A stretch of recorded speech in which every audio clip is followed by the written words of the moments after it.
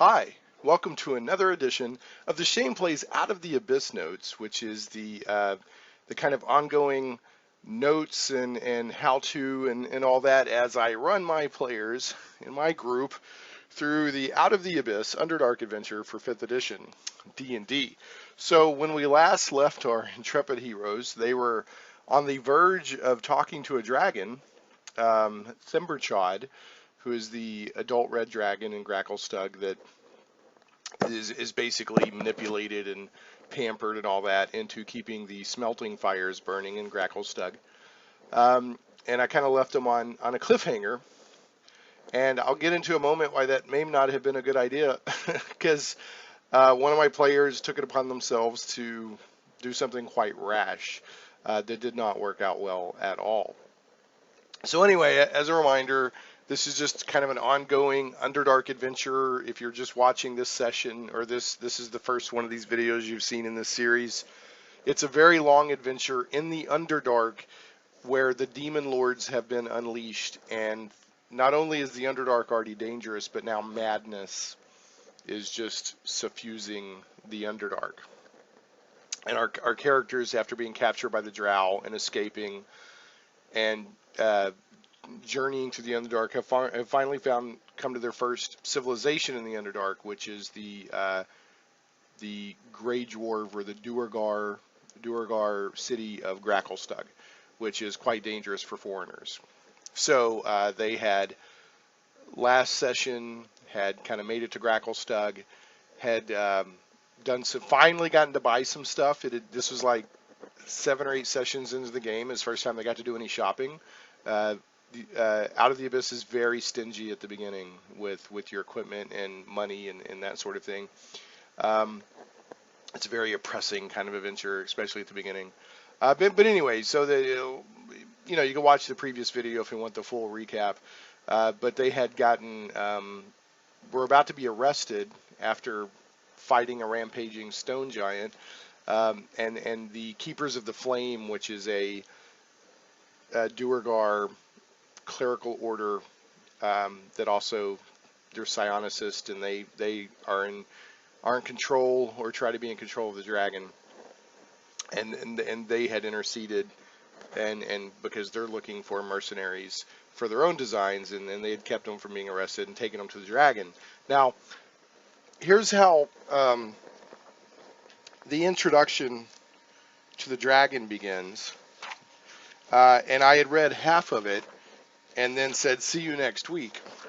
And I'm afraid I overexcited one of my players. So it says, "As the Duergar priest leads you to a building carved from the stone just outside a huge cave entrance, the ground trembles slightly, and a thunderous voice echoes against every wall. Gartokar," Gartokar is the lead priest, lead keeper of the flame. "The voice calls as a reptilian behemoth comes into view. Its scales the color of lava, its bright yellow eyes glowing in the shadows of the cave before coming to light. You didn't say I was having surfaces for dinner today." And that's the week before. I'd said, "See you next week." And so they're like, "What's going to happen?" And I wanted it to be a cliffhanger. Well, one of my characters decided in the intervening week that he had no choice but to attack the dragon. So when I got there last night, and I was a little bit late, so last night's session was a little off. 1, I was late. 2, there's so much to Gracklstugh. It can go so many different ways, and if you're trying not to just put the characters on rails and push them exactly where you want them to go. So last night, I think it was still a good session, but it felt a bit, I don't know, pear-shaped, or a little, I felt like even though I was trying to give them hints, the characters didn't quite know where to go after dealing with the dragon. Well, anyway, the rest of the thing, after he says, "You didn't say I was having surfaces for dinner," says the dragon chuckles at his own wit. His massive weight gives a distinct impression that he's overweight, or his massive body, indicating eating habits that don't bode well. "Foreigners," the Duergar priest says with great reverence, "meet the father of the flame, the ever-burning, and the foundry's heart, Thimberchod, the wormsmith of Gracklstugh." So, I have a player. This is the same player. It had, I should say, a half-orc paladin named Mara. This is the same character player that decided that the way that their flaws and bonds and the fact they're a paladin and the oaths they've taken to provoke the fight with the were-rats. And when the were-rats were obviously trying to get away. And then, pestered me for several weeks. What do I have lycanthropy? Which, by the way, I can't believe I missed it. It says for lycanthropy in the monster manual for the different kinds of lycanthropes, werewolves, were-rats, whatever. In the attack, not in the description of the creature, not in a special feature of the creature, but in the attack itself, like the bite or whatever, it says it gives the difficulty check for a Constitution saving throw to determine whether you get lycanthropy or not. So I was like, okay. And I need to, Merrick Blackman, who's, I think he's Merrick B on MERRIC. I've emailed with him a little bit and talked to him on Twitter, and he's a really good guy to follow for D&D. And he actually answered that for me. I'm like, I can't believe I missed that. So Merrick, if by some chance you're watching this, thank you very much. So anyway, I last night to finish the lycanthropy thing, because it's a dangling thread from previous sessions. Last night I was like, hey, I need to see everybody's character sheets, and I made a big study of looking at everybody's character sheets, but really all I was doing was getting the constitutions off of the two characters who had fought or who had been bitten by the were-rats, and I rolled for them and they passed. So neither of them have lycanthropy.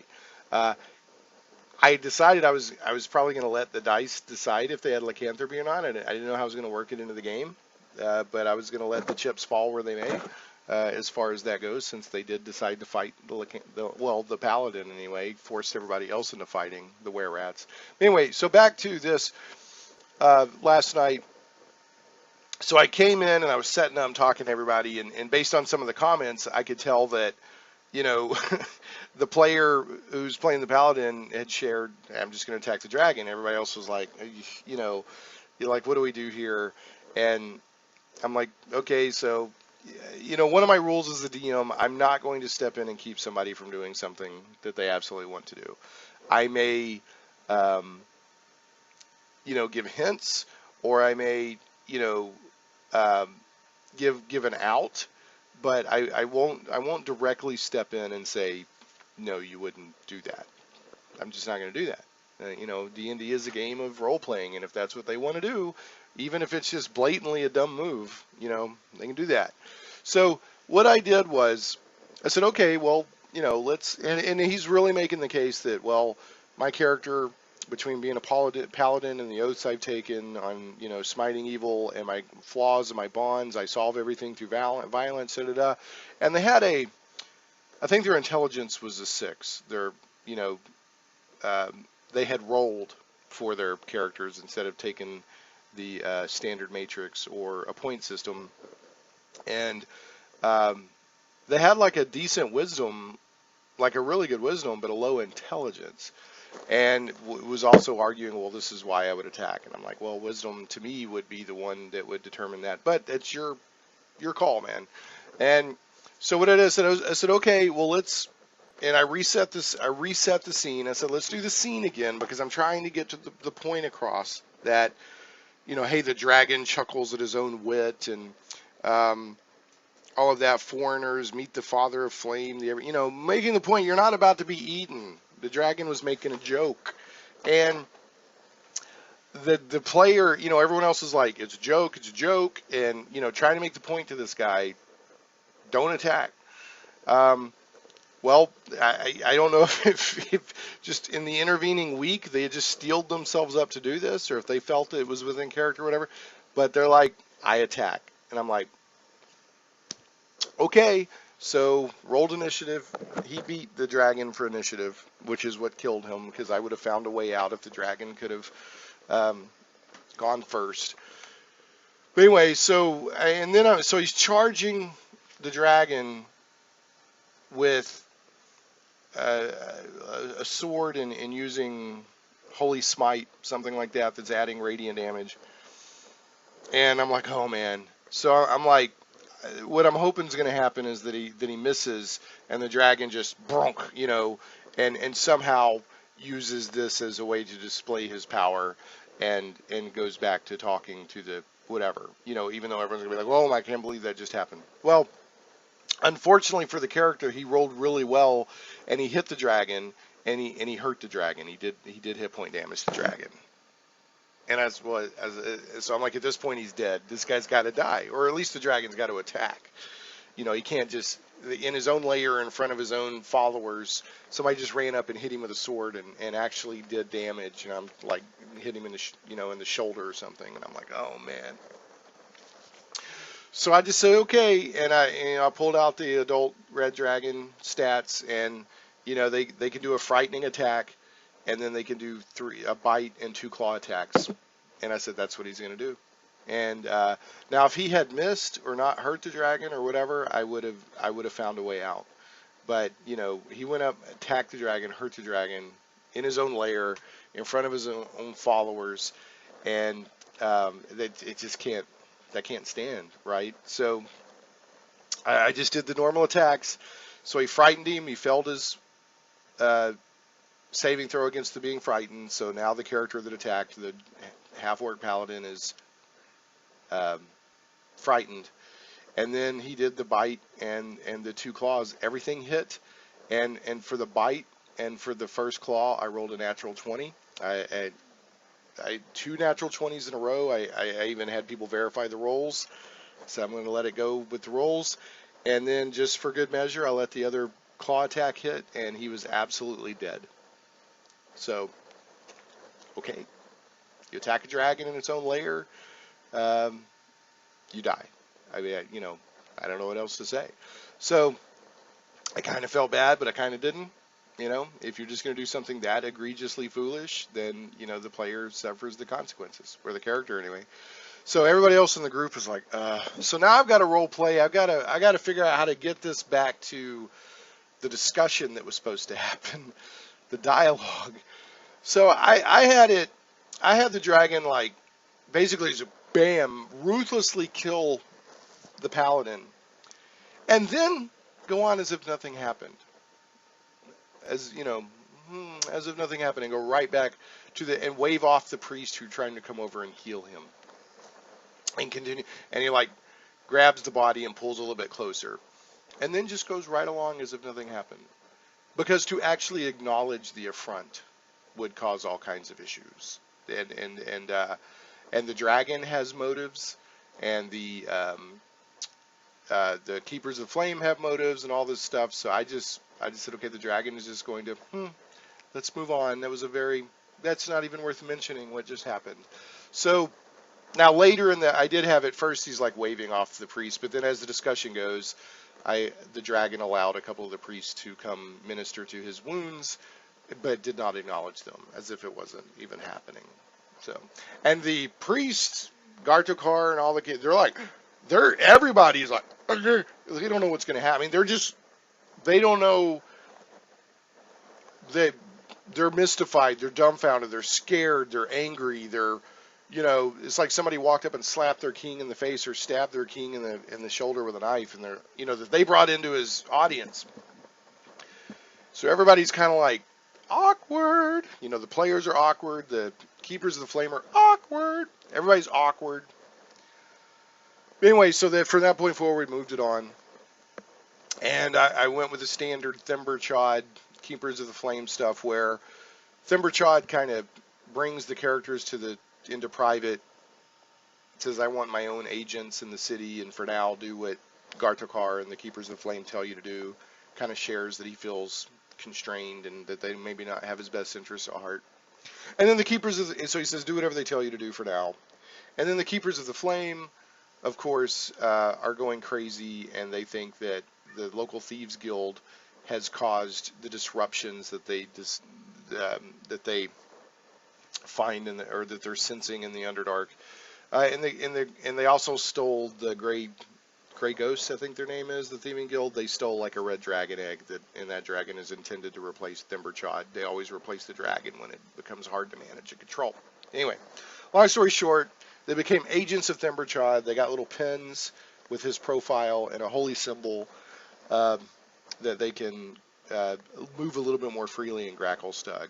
But I let the characters know this is not diplomatic immunity. This is not, a license to do whatever you want. It just helps out a little bit if you're challenged by guards. And it also keeps you from being automatically arrested or killed outside of the Dark Lake District, because only foreigners should be in the Dark Lake District, not in the other part of the city. And so we discussed there's a Darrow that runs around Gracklstugh named Droki, who dresses very eccentrically, even for a Darrow, who are all kind of crazy. And it's interesting because there's two plot lines or subplots in Gracklstugh that focus on Droki, on finding Droki. And one is if you get arrested, then sort of the captain of the city guard can put you on a quest line that you have to find Droki. And then also the Keepers of the Flame want you to find Droki to get to the Grey Ghost, because he's a contact with the Thieving Guild. And all they know is that there's this area, there's these two areas in the city, one's eastern and one's western, eastern-western, and that's where the Darrow live. And they know the western cleft is where Droki kind of meets up with his employers. And so I mentioned that the western cleft, because I'm trying to let the characters know that that's a really good chance of finding where you need to go, is the western cleft. In a previous session, seeing Droki you have like a 20% chance to see him if you're in the Blade Bazaar, and they had seen him. So, and a character remembered that. So, they headed back that way, which is fine. I mean, they'll get him, they'll spot him one way or the other. But having them spot Droki at the beginning or in last session actually kind of worked against them, knowing, oh, we should go to the western cleft here and see if we can figure this out. But anyway, they made it back to this whole encounter lasted just a couple hours after being almost arrested. And so they went back to the inn. They decided they needed to go to the inn and do long rests and all that. While they were going to the inn, the gate that the stone giant had busted down, there was still some cleanup and mopping up going up there. And in fact, there were, Duergar workers already working on the gate. There were extra guards keeping an eye on things since the gate had been busted down. And what I had happen, because they didn't get a chance to talk to the stone giants, which if you help with the stone giant situation, you can receive an invitation to the stone giant lair that's in the other part of the city, not Dark Lake District. It's further, in fact, it's kind of west of Thimberchod's lair, kind of further down south in the city. I just kind of on the spot narrated that the stone giants were still there, and they were just finishing kind of a ritual for the slain stone giant, and they were just now removing the body. I don't know what the ritual was. It was just a contrivance to have stone giants still there after a couple hours. And they were approached by a stone giant, said, "Thank you for your assistance. This is very regretful. We are here to commune with the stone, not to be violent." And he invited them to visit their enclave, which is addressed, and they can meet with the leader and even receive possibly a magic item that can help later in the venture. So they went to the inn, and at that point there's so much stuff I'm keep having to introduce into the game. Like I said, I think Gracklstugh is cool, but it's almost like a whole module to itself. There's so much stuff that can happen. And so last night felt a little all over the place. Like I knew that I wanted to get, what I thought that I would do last night was to get them, what I had hoped is that they would head towards, either go find Droki or head towards the western cleft or whatever, and that would kind of move them towards a portion of the adventure called the Whirlstone Tunnels, which a lot of stuff happens in there, and Droki is the person who kind of gets you there. There's other ways, but Droki's the most obvious way to get there. So anyway, so they decided to go to the inn. Fair enough. There's another encounter they can have called Signs of Pursuit, where they notice drow watching them if people's passive perception is high enough, and two of the characters' passive perception was high enough. So they noticed that drow were watching them. It wasn't any drow that they recognized from the Valkenvelve, where they were held captive, but Sereth, who is a drow that is with them, speculated that Ilvara, who he needs to regain face, has lost face by losing us, and needs to get us back, so very likely could have sent agents to the more populated areas of the Underdark to look for us. So this could possibly be what's going on here, and in fact that is what's going on, according to the book. So the book says that this drow will not like cause a ruckus. They're more just keeping an eye on things and sending messages to Elvara. So they don't want to draw attention to themselves. They don't want to draw attention to the characters. They're just kind of watching. Now the characters can try to, provoke something with them or stealth and go hide. But they're, these drow are not going to pick a fight. They're just kind of keeping an eye on them.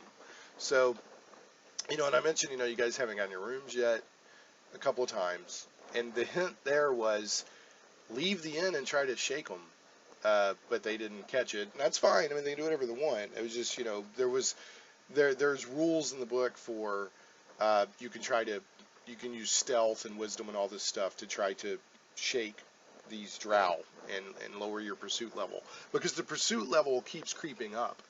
I think every 1 to 4 long rests, your pursuit level can creep up. And in fact, I went ahead, their pursuit level, which I've covered this rule before, went from a 3 to a 4 last night. And if it gets to a 6, that means Elvara has caught back up with them with the drow pursuit party. So, anyway, so that happened. They decided to get rooms. I went ahead and charged them as I, figured it out. And the book doesn't say what kind of inn it is. I looked several times, so I think I charged them at a modest or a comfortable inn rate. It ended up being, I think 5 silver pieces per room, and I'm having them keep track of that because I'm wanting to reinforce the stingy nature of the game, if you will. The fact that they're living by the skin of their teeth right now. They're not, wealthy adventurers who are full of gold, and there's always kind of an oppressive sense of lack and need, and we're always on the run kind of feeling. A couple of things we did is there's a rule that after every long rest, a character has a chance of contracting Gracklstugh, which is just kind of a disease you get from the bad air quality in Gracklstugh, and one of the characters did fail. And so you can get every time you fail your saving throw, you get a level of exhaustion, and there's some other stuff about it's harder to dash, and if you're casting a spell that has verbal components, there's some challenges there. And if you get up to 6th level of exhaustion, you can die. So, but only one character failed it. And I also had the character that died. That player, what I had them do for the majority of the session last night was one of my players was playing 2 characters because his wife is going to join the group when school is out, and so starting last night he was playing 2 characters, and we just lost 4 players for like the next 2 months. So I was letting him play 2 characters to kind of introduce that. Or to kind of make up for that, so they would have a cleric. So I let that player just for last night. I said, "Hey, is it cool if plays the cleric?" And the player was like, "Yeah, sure, fine." So that's what I let the player who lost their character at the beginning with the dragon. But towards the end of the adventure, or at the end of the night last night, they had mentioned they had a backup character. I said, "Okay, who's your backup character?" And it's this cleric it's a elven cleric of Mystra. Well, it just so happened that the paladin that died also worshipped, is it Mystra, Maestra, whatever. So on the spot I went, oh, okay, so this will work. And what I had happen was this cleric, and the backstory they came up with was that had been on a drow raiding party, or not a drow raiding party, but on a raiding party going into the Underdark and trying to fight the drow, had become separated from their group, ended up in Gracklstugh, and happened to be at the inn, and they're trying to get home, and Mystra sent them a vision and a dream that there's a group here that has the same goals that you do, and one of your sisters in Mystra or Maestra fell in battle, and they need your help. So when that character went down to the common room of the inn the next morning, lo and behold, there's these characters that she dreamed about, and it all worked out. And it was cool the way we did it. Everyone was like, wow, you know, it was it worked really well. It just, for a spur of the moment, it felt kind of deep to bring them together like that. One thing I don't like doing is just saying, oh, your new character's there. I like to role play or narrate, how did this happen? How did, how are these characters suddenly together? Because otherwise it's like characters in a video game. It's just like put the next quarter in and hit player 2 and another character comes in, and I don't want to do that when we're trying to tell a story and get people immersed in the story. I want to reason, have a little bit of role play when new characters come into the situation. Now, I don't want to overdo it, but I do want to have a reason, why they're there. So I kind of left them, that's kind of where we left it, and with that other cleric coming in, there was they all made it to 3rd level last night. I milestoned them to 3rd level, and I said from this point forward, it's just on your experience points, because we're like 8 sessions in. They got some encounters coming up and stuff, and so I went ahead and milestoned them to 3rd level and said that, from this point forward, it's just purely on the XP you earn. And as a result of that, the new cleric got lesser restoration, which takes care of the Gracklstugh. So that took care of that. And they even said, okay, I'm going to cast lesser restoration on the character that had Gracklstugh, and they even made a note, I've already used one of my spell slots and all that. So, fair enough. Another nice moment in the game was Thimberchod, the dragon. It does say in the game that he asked the characters, how are you here, what's your background and all that. So we actually took the time last night to go through each player and let them tell more about their background, and I think they liked that. Just getting to share who they were, what they're about, because these players work on their backstories and all that, and a lot of times it never comes into play. So where we left things last night, again, Gracklstugh, man, it just feels like there's so many moving parts. I didn't feel 100% on last night, but it still felt like an okay session. We still had fun, but I had prepared, and I still just didn't feel prepared once it started. Some nights are like that, but I still think we had a good time. Next session, I've got one character wanting to go to the Blade Bazaar and look for Droki again. I've got another guy who said, we should go west, young man, because he caught what I was saying when I said go west, the West Clef. So I'm sure next week we'll head towards the Whirlstone Caverns one way or the other. We'll probably make it into the Whirlstone Caverns, but it'll depend on what the characters do. And in that, we'll probably be in the Whirlstone Caverns for a couple of sessions. It's not a huge dungeon crawl, but it's a little bit of one. So that's what I'm suspecting is going to happen over the next few sessions, but we shall see. They need to find Droki. They need to get to the Western Cleft. They need to get into the Whirlstone Caverns, and there's a lot of stuff going on there, so that's probably what will happen next. Anyway, still enjoying this adventure. Don't get me wrong. Even though it's a lot to keep up with, it's very rich, meaty, fun. There's a lot going on. So it's fun adventure. Like I said, there's so much to keep up with.